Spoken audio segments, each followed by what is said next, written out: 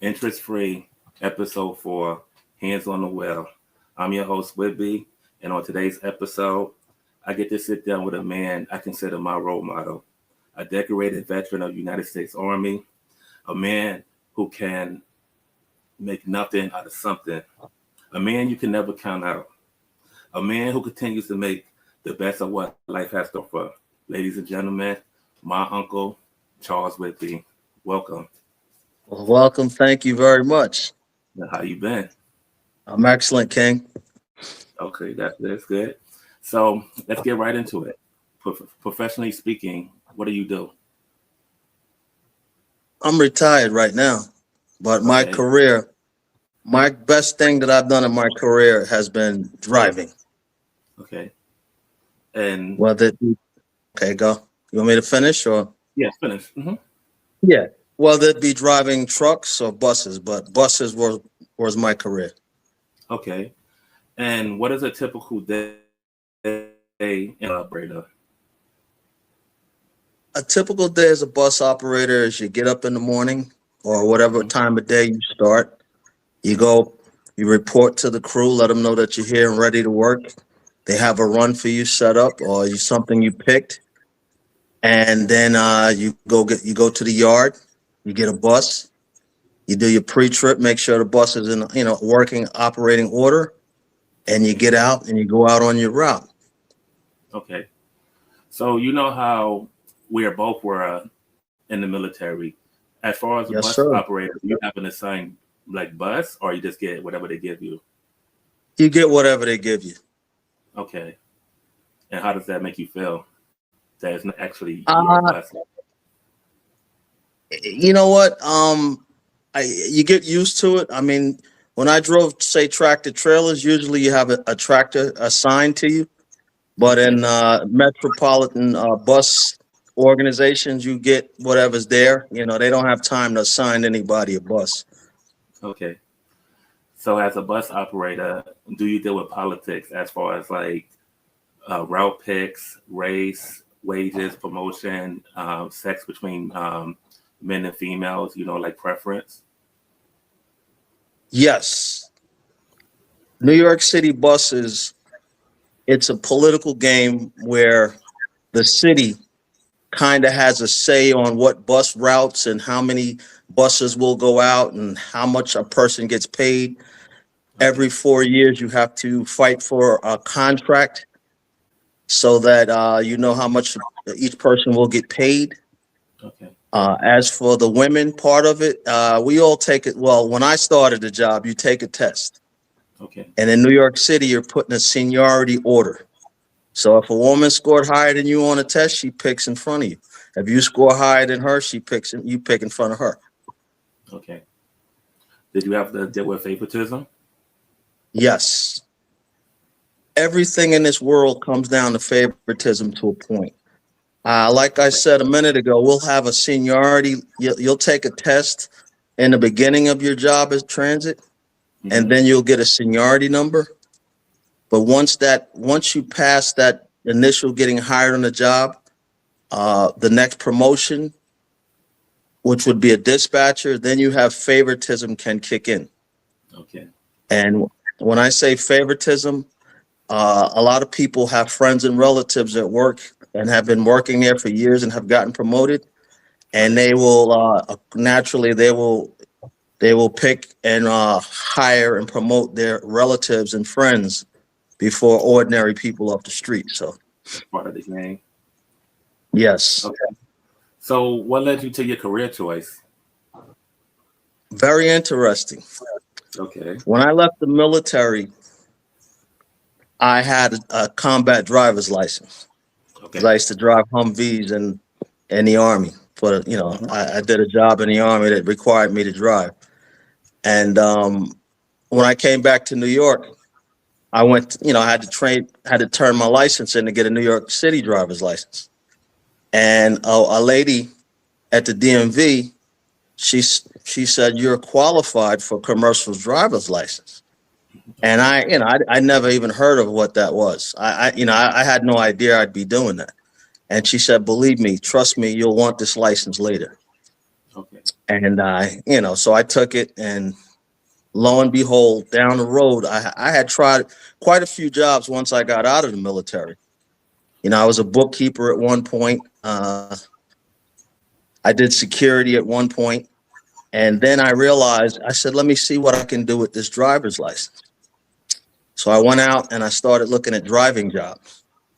Okay. So once I started doing driving jobs, I realized that I don't like sitting in an office setting across from a boss, with him telling me what to do, and coming in and your job is indescript, and you might do one thing and next minute you're doing something else. I want to know what I got to do, how long I got to do it, and let me go home at a certain time.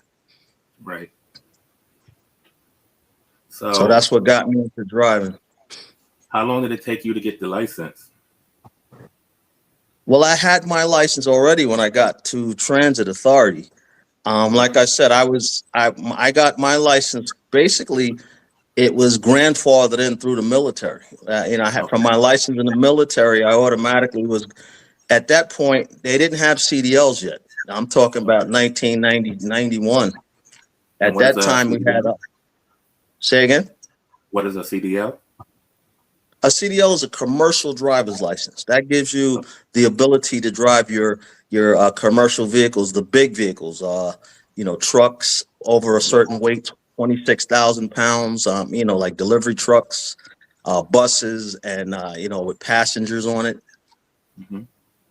But Okay. in the beginning, before they had a CDL, they had what we call commercial. They were called we had Class A, B, C. Class 1, 2, 3, and 4.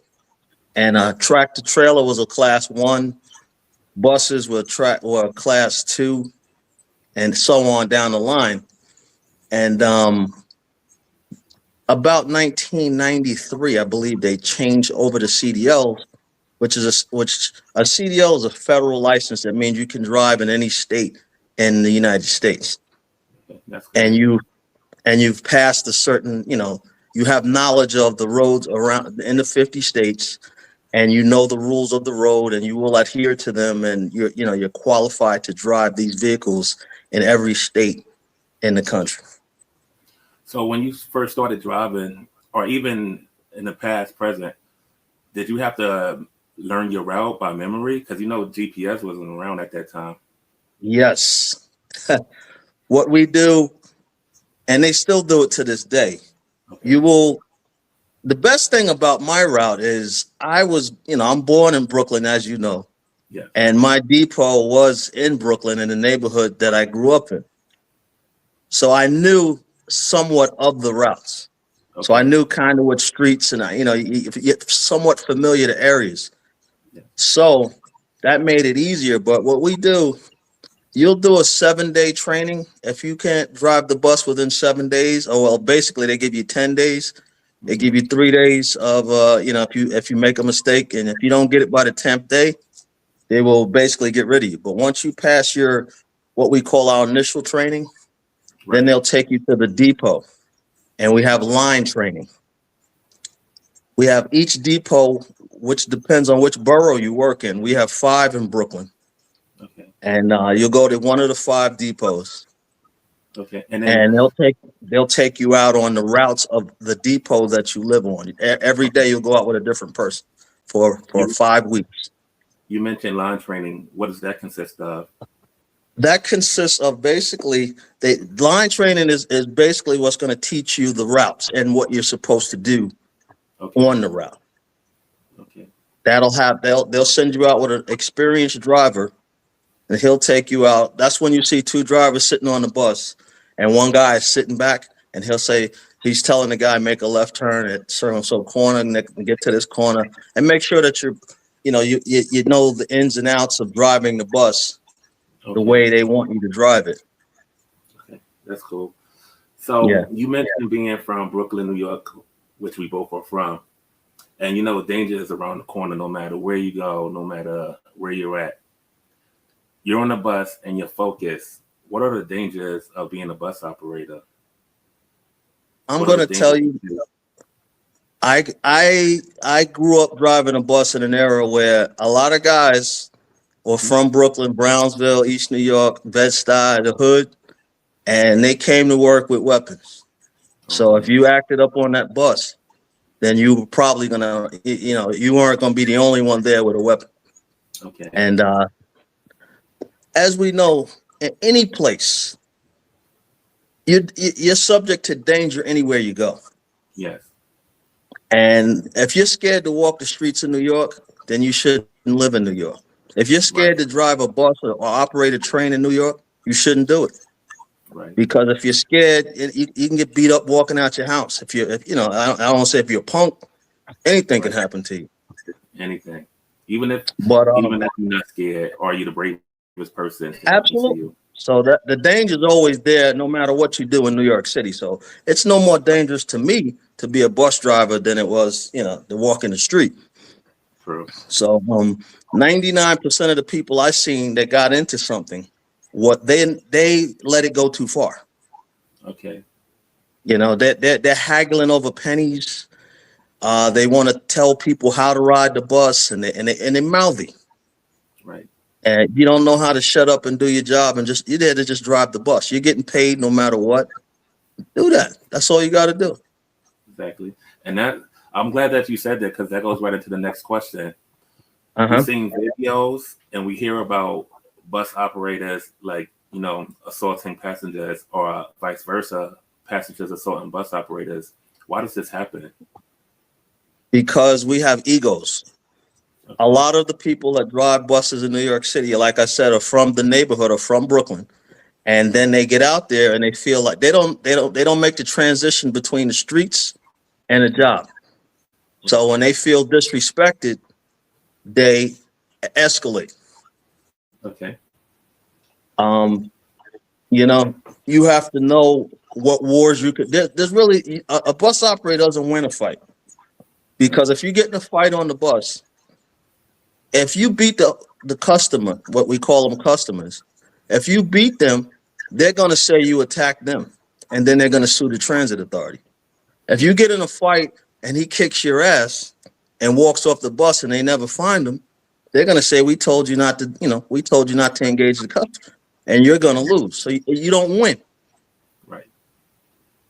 So you have So to know if a person gets on the bus and and he's riffing, or he's got a mhm. bad attitude, or he's threatening you, you have a lot of options. You don't let him ride the bus. You what if know, what if go he's ahead. already on the bus? If he's on the bus, you stop the bus, Okay.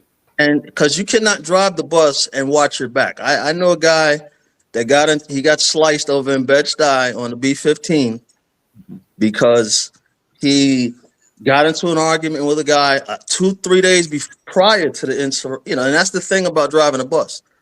You're going to see these people again. They know your route. They Yeah. know where the bus finishes at. So they could meet at the end of the line waiting for you when you get there. You understand what I'm saying? So now he gets in an argument with a guy because he thinks he's a tough guy. Right. And, a couple days later, he sees the guy again. The guy gets on the bus and says, "Remember me?" And he said, "Yeah, I remember you. What the F you want to do?" The guy says, "You'll see when I'm getting off the bus." Mm-hmm. And instead of the guy right then and there not allowing the guy to ride the bus and watch his back, he let the guy ride the bus. Now he's driving the bus, 20-30 minutes go by. You forget this guy's on the bus because you're thinking everybody is just talking. Right. And as the guy's exiting the bus, he walked by him and sliced him, gave him a $120 in the face. That's crazy. So Yeah. if an operator gets hurt on the job, does the transit cover it, the medical, or they say that was your fault? They got to cover you even if it is your fault, number one. But the best thing that ever happened, and a lot of drivers don't like it, are cameras. Yeah. Because the camera will show, and everything's recorded and videotaped. So now they're going to know what he said, what you said, and what led up to the incident. And the guy that got sliced in the face was one of the guys that immediately, why we have partitions in the bus now. Okay. If you come out from behind that partition and you fight somebody, you're not supposed to do that. Right. So now if you get hurt, or anything happens to you, you're kind of at your own. Now you're going to have to fight for your job, because they're going to be like, well, why'd you leave the cage? Right. Okay. If you're sitting there and somebody if you got legitimate reasons to leave the cage. If the guy's up on the cage and he's throwing stuff on you or swinging at you and you come out of the cage, that's, we can understand that. But if you get up and let yourself out and go to the, middle of the bus, the front of the bus to fight somebody, we had a guy that got off the bus to fight a guy and broke his leg. Oh, man. And it's like, we told you not to get off the bus. It's stupid stuff. What, the passenger broke the driver's leg or the Yes. driver? Oh, man. A lot of drivers, they get again, when you get in a certain age, you got to realize that your body can't take a fight in a street fight anymore. Of course. And they don't know when to quit. No. So, speaking on responsibility, do you think drivers feel responsible for their passengers, or it's just you're just doing your job? You're just doing your job. You're not responsible for anybody except your family in this world. I don't want anybody to get out there and tell you you're protecting the public. They don't pay you for that. They have police, firefighters, all that other stuff for that. Okay. You're right about that. So, how many years did you do as a bus operator? 25 years. Congratulations. That's Thank you. amazing. What has been your greatest reward as a bus operator? My greatest reward is I met my wife on the bus. I was going to say that. Mm-hmm. I gotta say that. Yes. Can you elaborate on that for the viewers? Like, how did you meet her? As a bus operator, as opposed to being a train operator, you deal with the public and you see them more face to face. Once you get seniority and you start picking a route, you start to pick it, over and over and over again with regularity, and you start to meet people, and you develop a rapport with people, and that's how I met my wife. I mean, I had a lady that used to come running to the bus late every day. In the beginning, it drove me crazy because I'm like, why is this lady late every day? Yeah. But now I'm a little bit seasoned. I had over 20 some odd years on the job that I don't rush out of the bus stop. I'll wait a couple extra seconds for people. Right. And that's one of the greatest blessings that I learned, is to wait and take your time and give people a chance. And my wife gets on the bus, and every day she'd be very polite and say, "Good morning, driver. Thank you for waiting for me." And I'm looking at her and I'm like, okay, maybe she's a nice looking lady. But one day, at the same time she's getting on the bus, at the same time every day, I forgot that she got on the bus at that time because I'm not dating her yet. I was just driving, and I left her. Mm-hmm. And in New York City, when you miss a bus, right, you got to watch out. That's why you don't leave people with as a bus driver, because these people can actually take a cab or an Uber or something down to a few stops down and catch you later. Mm-hmm. So she caught me at the last stop. She said, you left me back there. And I'm giving her the normal bus driver response is, we don't leave you. You leave yourself. You weren't there when I left. Mm-hmm. And, she's so polite, and she has a Caribbean Trinidadian accent. And she was trying to tell me off, but it was turning me on, actually. Okay. So I told her, I said, you know what? I'll take you out to dinner to make it up to you. So I wrote my phone number down on a transfer, and I gave it to her. I said, call me, because you don't want to press women and can I have your number? And I call them 100 times. I said, if you want me to take you out to dinner, call me. Okay. So she called me, and that's how it started. That's nice. So yeah. Do you feel that was meant to be? Yes, because I do. Okay. And why do you say that? Because I believe I'm spiritual. I don't believe anything in this world happens for no reason. Everything happens for a reason. Okay. So yep. You say everything happens for a reason. Yes. Have you experienced any crazy situations during your time driving? Nothing too crazy. I mean, I've had incidents on the bus where I again, I overstepped my boundaries. I might have said a little too much, and things get heated, but I was able to actually, rein myself back in and calm it down, and that's pretty much the way my life went. I never had a problem on the bus. Okay. The reason why I asked that is because we have a family member, but I ain't gonna say the person's name, and Okay. they basically they had like a lot of issues when it came to holding, their bowels, and they ended up, defecating on themselves on the bus, and everybody Hmm. was like, what is that? What's that smell? And then that person had the nerve to ask me, help me. What am I supposed to do? And I'm like, I can't help you. We on the bus. We was on the B38, and the bus Uh-huh. driver was getting like Love that bus. he was getting mad, and everybody was like, a bus driver pull over, like, but he kept driving, and everybody was smelling like the feces.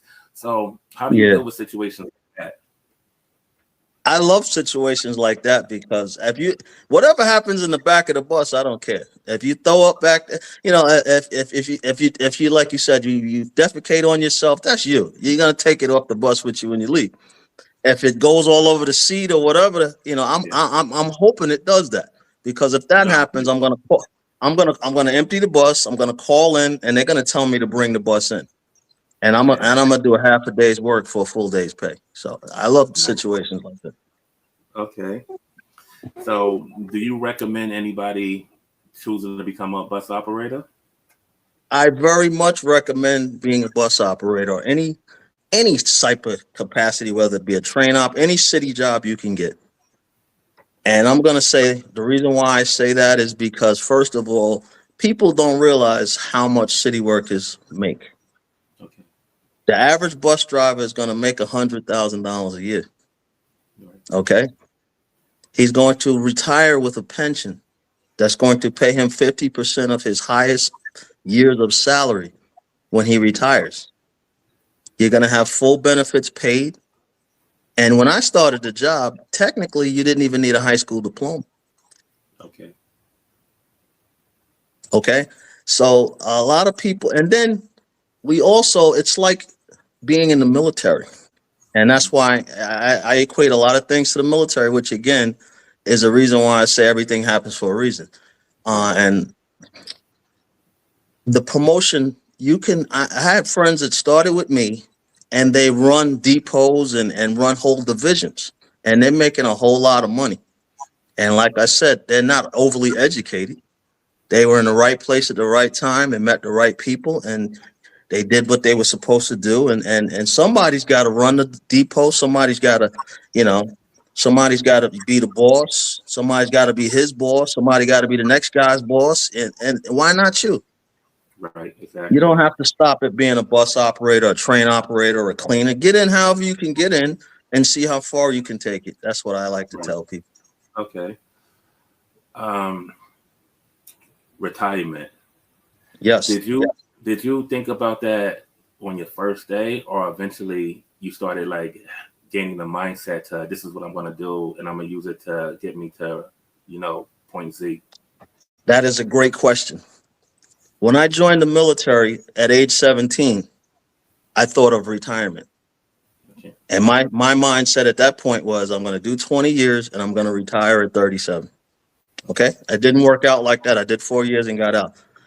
But I had already had a retirement mindset because I realized that at a certain point in life that you can't work anymore and you need lifetime income coming in. Now, Okay. when I got to transit, I had been a tractor trailer driver and I had a good union job. But what led me to transit in the first place was I realized these guys doing trucking and stuff like that these jobs you can't do forever because it debilitates your body. And Exactly. I looked at it and I said, I can't sit here, see myself doing this for 20, 25 years. So I said, I got to switch. And that's what switched me into buses. Right. And then when I got the buses, I kind of was a little, I was a little arrogant. I was like, well, I'm a tractor trailer driver. These guys, girls drive these buses. So I felt like I was better than a lot of these guys. Okay. And I was wild on the job. I did a whole lot of ignorant, stupid stuff that probably, I could have gotten fired for. But then when I got 10 years on the job, I realized that I ain't starting over again. I got something great here. I can't mess this up. I'm already almost halfway done. Let me get it finished. Exactly. So you know how a lot of people, when they work somewhere, they fall in love with their job and they feel like that's their business. Mm-hmm. Did you fall in love with driving a bus, or was this like something that you knew was going to get you to retirement, something that was going to help you take care of your family? That's all. I looked at it as a job and something to get me to retirement. I didn't love it, but I didn't mind doing it Okay. What made you stick it out? because you got to work somewhere. Right. You gotta. I had a guy that when he reached 16 years on the job, he was, there's a burnout phase for some people, and that's around 15 years on the job. And it's almost like, a lot of people will start transit and go, well, I'll do this until, something else jumps off. And I seen a lot of guys leave early. They do 3, 4, 5 years and quit and go try something else. And then you see them 10 years later and they regret it. And this guy, he was in that 16-year point, and he said, "Man, I wish I had, had done something else." I'm like, "Well, what else would you have done if you didn't, drive a bus?" He said, "I would have been an accountant."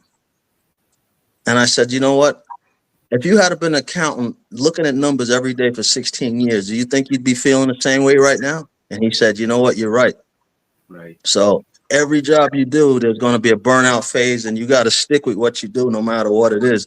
It's almost like when you get married. You have to. There might be a better choice for you. There's better options that look good to you and everything, but all money ain't good money. Right about that. So Okay. With that being said, this is the last question. okay. If you can go back in time from when you left the military to join the MTA, would you do Hmm. it all over again? I certainly would because it worked out very well for me. Nice. You know, one thing I always told everybody about you when I What's used to that? leave school, and I was just, getting on the bus going to East Flatbush or wherever, and then Hmm. for some reason, God will always send you to where I'm at, and I will get on the bus, and I'm like, Uncle Charlie, like I was always proud that you was there. Like no matter, like even if I didn't need nothing from you, I just seen you. Like that Right. was proud. Like look at what my uncle was doing, and it's like when it comes to like not businesses, but like positions in the city, and everybody was Right. like they rather like hang on the block or they rather just do whatever they have to do like to survive. It's like you gave like another outlet to what somebody could be if they like this focus on what you want in life. And I was always proud of that. That's why I always say to this day, my role model. Because if I never saw you doing things like that, who knows where I would be. So that's why I always And I say like, even though a bus operator helped you, it kind of helped me because I saw something different. and that's what I try to be to you. That's why I'm proud of you and your brothers as well, is because Right. the best gift that I could give to you is to show you somebody that's going to work hard and do what they got. There's times where, you want to help people and you got your family and you don't have the money to help people and change their life. But if you could say the right thing and be in the right place and be a positive role model, Mm-hmm. because I remember, I had cousins that come up to me and they were selling drugs. Hey, you want a Benz? And I'm like, yeah, I would love a Benz, but I don't want to go to jail or die for it. I can buy a Benz if I go to work and work at transit. And then Right. when I got to the point where I could buy an expensive car, you realize you don't need that stuff, Right. Exactly. And I'm definitely proud of you guys, especially, you and Kevin, the ones that decided that really, you followed my footsteps where you go to the military. and you get away from the city and get away from the hood and learn that there's other things in this world and other people. Right. You know, we grew up in, you know, we were in cities where it's big, but they had us thinking that Brooklyn and New York City was the world. And if you Right. don't get out of that mindset, then you're going to be trapped there. Right. You know? So in closing, let's leave off with something positive or motivating for the viewers. Yes. Well, one thing I can tell the viewers is no matter what you do, if you don't do anything else, go take a city test. And if you don't want the job, don't take it. Right. Go try it. Don't sit back and let people show you these videos of bus drivers getting beat on and working on Christmas and driving in the snow and they show you the bad parts, but ain't nobody quitting transit. Not Right. nobody with any brains or a police officer, any of those jobs. You have to get a pension in your life. When you want to retire at 55 Mm-hmm. and know that you have a lifetime income and medical benefits taken care of for you and your family. Because at the end of the day, Social Security ain't enough money. No. You need a Right. pension, Mm-hmm. 401k, something. 401k is great only if when you retire, the stock market is doing good. The stock market could crash the day that you retire. And now all your money's gone. What do you do then? Back to the grind. Back to you'll be working until you're 95. I know. You're right about that. Well, I want to say thank you for being the guest. Thank you for, shedding light on what No, to thank do. you for having me because I it's a pleasure to talk to people and inspire anybody, especially inspire my family. Because at the end of the day, like I said, you don't show the loyalty is not to the family. I mean, not to the job or the even the country. The loyalty is to the family. Right. And the best Right thing you about can that. do for your family is like I said, is don't be a hindrance and show them the right way to go, not the wrong way to go. Right about that. Okay. This is Interest Free, episode 4. I'm your host, Whidbee. My guest, Charles Whidbee. Thank you. And we out. Thank you. Good job, King.